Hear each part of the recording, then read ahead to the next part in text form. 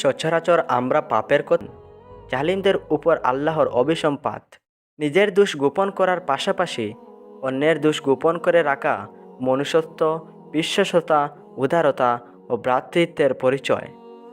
ইমাম বুখারী রহমতুল্লাহি আলাইহি বলেন, যে ব্যক্তি কোনো অশ্লীলতার কথা শুনে তা প্রচার করে দিল, সে লোক ওই লোকের মতো অশ্লীলতায় জড়িয়ে পড়ল যেন সে সেটা সরাসরি করেছে। এর চেয়েও মারাত্মক হলো, এর দ্বারা সে নিজেকে আল্লাহর ক্ষমা থেকে বঞ্চিত করে ফেলল। রাসূলুল্লাহ সাল্লাল্লাহু আলাইহি ওয়াসাল্লাম বলেছেন, আমার পুরো উম্মত ক্ষমাপ্রাপ্ত হবে, তবে পাপ প্রচারীরা ছাড়া।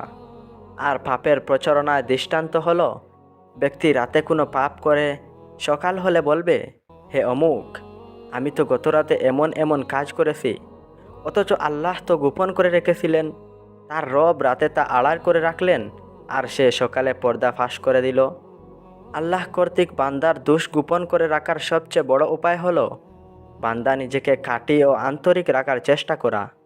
যে ব্যক্তি আল্লাহর জন্য কথায় কাজে নিষ্ঠাবান হয়, আল্লাহ দুনিয়া ও আখিরাতে তার দোষ ডেকে রাখেন। আর যে নিজের আমলের দ্বারা যশ, খ্যাতি, সুনাম, প্রশংসা চায়, আল্লাহ তার প্রতি অসন্তুষ্ট হন এবং মানুষকে তার মনের নষ্টামির কথা জানিয়ে দেন। রাসূলুল্লাহ সাল্লাল্লাহু আলাইহি ওয়াসাল্লাম বললেন, যে অন্যকে শোনাতে চায়, আল্লাহ তার দোষ শুনিয়ে দেন। যে লোক দেখাতে চায়, আল্লাহ লোকদের তার দোষ দেখিয়ে দেন। আল্লাহ কর্তৃক বান্দার দোষ গোপন রাখার বড় উপায় হলো বান্দা অন্যদের দোষ গোপন রাখার গুণাবলী অর্জন করা। যেমন কর্ম তেমন প্রতিদান হবে। তাই যে তার ভাইয়ের দোষ আড়াল করতে সচেষ্ট হবে, আল্লাহ আরও কঠিনতম পরিস্থিতিতে তার দোষ গোপন রাখবেন। রাসূলুল্লাহ সাল্লাল্লাহু আলাইহি সাল্লাম বলেন, যে ব্যক্তি কোনো মুসলিমের দোষ গোপন করল, আল্লাহ দুনিয়া ও আখিরাতে তার দোষ গোপন করবেন। আমাদের উচিত নিজেরা যদি কোনো কারণে ইচ্ছা কিংবা অনিচ্ছায় কোনো পাপ কাজ করে ফেলি, তবে গোপন রাখা, অন্যের কাছে নিজের পাপের কথা বলে সাক্ষী দাঁড় করানো থেকে বিরত থাকা এবং অন্যের পাপ প্রচারেও সচেতন হওয়া। তবেই মহান আল্লাহ তাআলা আমাদের গোপন পাপ ক্ষমা করে নেবেন। আল্লাহ তাআলা আমাদের পুরো মুসলিম উম্মাহকে এই হাদিসের উপর আমল করার তৌফিক দান করুন। আমিন। আসসালামু আলাইকুম ওয়া রাহমাতুল্লাহি ওয়া বারাকাতুহু। প্রিয় দর্শক ও শ্রোতা বন্ধুরা, আশা করছি আল্লাহর অশেষ রহমতে আপনারা ভালো আছেন। প্রিয় দর্শক, দোয়া কবুলের অন্যতম একটি মাধ্যম হলো সিজদায় গিয়ে দোয়া করা। নবীজি সাল্লাল্লাহু আলাইহি ওয়াসাল্লাম সেজদায় গিয়ে বেশি বেশি দোয়া করতেন, কারণ রুকু ও সেজদায় বান্দা আল্লাহর অনেক কাছাকাছি চলে যায়। এ কারণে রুকু ও সেজদায় আল্লাহর কাছে বেশি বেশি দোয়া করা এবং বেশি বেশি ক্ষমা প্রার্থনা করা। যে দোয়াগুলো নবীজি সাল্লাল্লাহু আলাইহি ওয়াসাল্লাম সেজদায় গিয়ে বেশি বেশি করতেন, আমরা এই দোয়াগুলো আজকে আপনাদের সাথে শেয়ার করব। খুবই গুরুত্বপূর্ণ ভিডিও, তাই সকলকে অনুরোধ করব ভিডিওটি শেষ পর্যন্ত দেখার জন্য। আমরা যখন সেজদায় চলে যাই, তখন মহান রব্বুল আলামিনের সব থেকে কাছে চলে যাই। তখন যদি বান্দা দোয়া করে, তখন মহান আল্লাহ তাআলা সেই দোয়া ফিরিয়ে দিতে লজ্জাবোধ করে। এজন্য বেশি বেশি সেজদায় গিয়ে দোয়া করতে হবে। রাসূলুল্লাহ সাল্লাল্লাহু আলাইহি ওয়াসাল্লাম বলেছেন, তোমাদের যাহা কিছু প্রয়োজন হয়, তোমরা মহান রব্বুল আলামিনের কাছে চাও। পবিত্র কালামের মাধ্যমে আল্লাহর কাছে যদি কোনো বান্দা চাইতে পারে, তাহলে মহান রব্বুল আলামিন অবশ্যই সেই চাওয়াগুলো পূরণ করেন। তবে চাওয়াটা হতে হবে সৎ চাওয়া। মহান রব্বুল আলামিনের কাছে যদি আপনি সঠিক আমলে সঠিকভাবে যদি চাইতে পারেন, তাহলে অবশ্যই আপনার দোয়াগুলো কবুল হবে।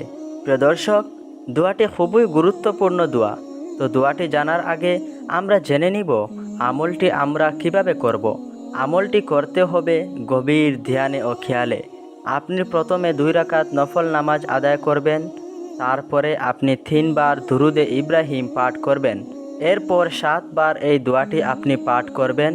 দোয়াটি হলো, সুবহুন কুদ্দুসুন রব্বুনা ওয়া রব্বুল মালাইকাতি ওয়ার রূহ। দোয়াটি আমি আবার বলছি, সুবহুন কুদ্দুসুন রব্বুনা ওয়া রব্বুল মালাইকাতি ওয়ার রূহ। দোয়াটির অর্থ হলো, আল্লাহ তাআলা পবিত্র এবং সম্পূর্ণরূপে দুষ্কৃতিমুক্ত। তিনি সব ফেরেশতাগণ ও জিবরাইলের প্রভু। মহান রব্বুল আলামিন আমাদের সকলকে এই ছোট্ট দোয়াটির উপরে সঠিকভাবে আমল করার তৌফিক দান করুন। আমিন।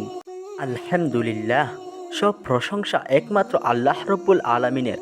প্রিয় ভাই ও বোনেরা, জীবনে কিছু মুহূর্ত আছে যেখানে মানুষ ব্যঙ্গে পড়ে, ক্লান্ত হয়ে যায়, আশা হারিয়ে ফেলে, মনে হয় আর সম্ভব না, আর পথ নেই।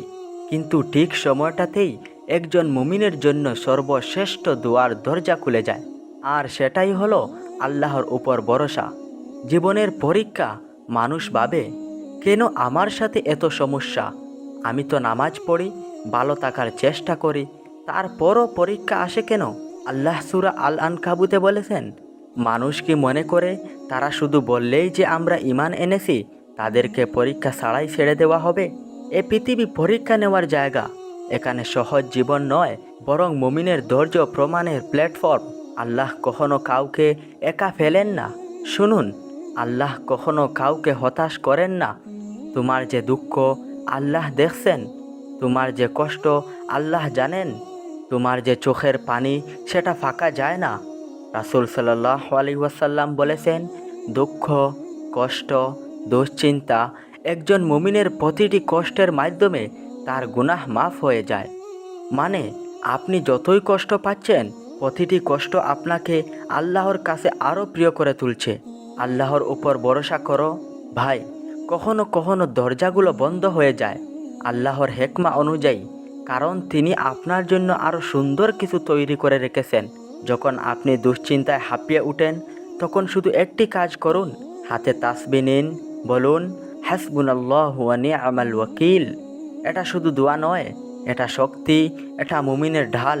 আল্লাহ বলেন, যে আল্লাহর উপর ভরসা করে তার জন্য আল্লাহ যথেষ্ট। আজকের শেষের কথা মনে রাখবেন, আজকের কষ্ট চিরকাল থাকবে না। আজকের দুঃখ আগামীকালের শান্তির দরজা খুলে দিতে পারে। আপনি হতাশ হবেন না। আপনি একা নন, আপনি দুর্বল নন, আপনি একজন মুমিন। আর মুমিনের হৃদয়ের সবচেয়ে বড় শক্তি হলো আল্লাহ। তাই মাথা উঁচু করে বলুন, আমার রব আমার সাথে আছেন, তিনিই আমার যথেষ্ট। আল্লাহ আমাদের সবার দুঃখ দূর করুন, বিপদ সহজ করে দিন, আর আমাদেরকে সত্যিকারের তাওয়াক্কুল অর্জন করার তৌফিক দিন। আমিন। ইনশাআল্লাহ আবারও আমাদের একতরফা কথা হবে নতুন কোনো ভিডিওতে। আল্লাহ আমাদের সকলকে ভালো রাখুন, সুস্থ রাখুন। আল্লাহ হাফেজ।